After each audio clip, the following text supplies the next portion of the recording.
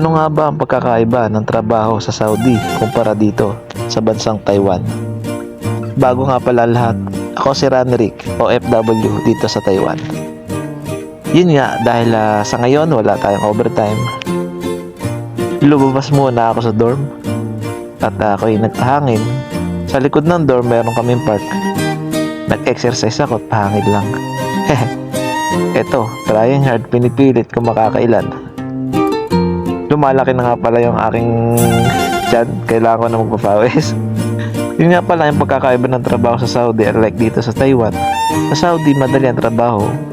Karamihan ng kumpanya, walang overtime. Pero dito sa Taiwan, mas malaki ang sweldo. At syempre, madalas may overtime.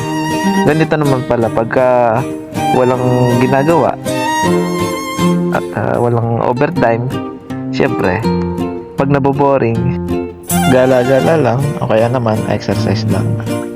Hindi man tayo swerte palagi sa buhay, ang malaga mabuti tayong tao. Siyempre, takbo-takbo din minsan. At yun nga, nakakapagod itong gabing ito. Kailangan nating magpahinga.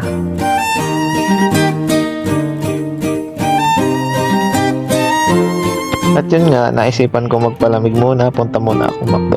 Hanggang sa muli guys, keep safe at ingat. God bless.